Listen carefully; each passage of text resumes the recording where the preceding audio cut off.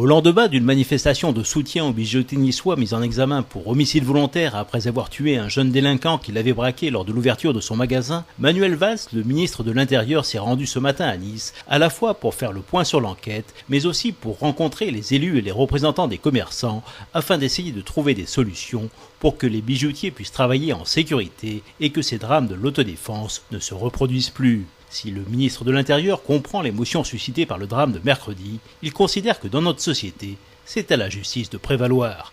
Manuel Valls. Les faits survenus ici, mercredi dernier, illustrent tragiquement, une nouvelle fois, les conditions extrêmement difficiles dans lesquelles les bijoutiers exercent leur métier. Et nous comprenons l'émotion, l'exaspération, la colère ressentie par les commerçants.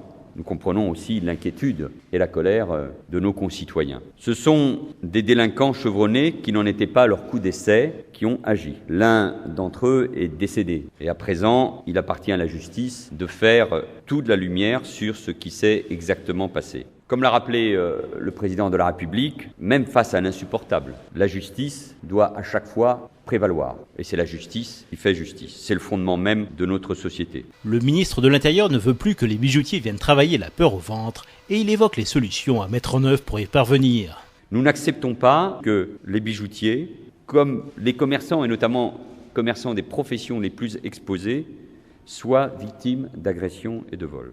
Et nous n'acceptons pas qu'ils viennent sur leur lieu de travail avec la peur au ventre de se faire braquer. Les bijoutiers doivent pouvoir exercer leur profession sereinement, en toute sécurité. Et nous sommes venus à Nice pour les écouter et pour trouver des solutions. Le drame de mercredi a frappé les consciences. C'est un cri d'alarme et nous souhaitons évidemment y répondre par un partenariat très étroit avec les villes, leurs maires et avec la profession.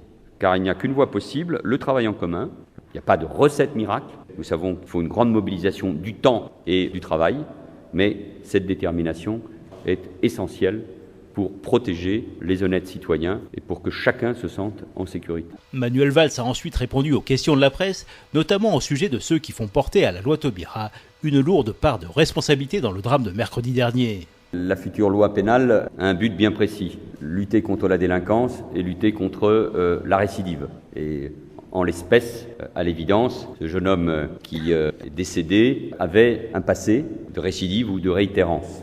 Que je sache, la loi dite Taubira, vous l'appelez ainsi, ne s'appliquait pas, puisqu'elle n'a pas été encore présentée en Conseil des ministres, pas encore au Parlement. En revanche, qu'il y ait une réflexion à avoir ensemble sur le parcours de ce type de personnes, d'individus, de jeunes, très jeunes, c'est un sujet qui interpelle évidemment toute la société et qui mérite qu'on trouve ensemble les meilleures solutions. Même si face à l'émotion et à la mobilisation sur les réseaux sociaux provoqués par ce drame, les tentatives de récupération politique ont été nombreuses, le ministre de l'Intérieur n'a pas souhaité engager de polémique sur ce sujet. Moi, je ne veux polémiquer avec personne. Il y a eu un drame. Et je pense que ce drame, au-delà des récupérations qui peuvent exister, c'est de tenir compte aussi du choc que cela a provoqué.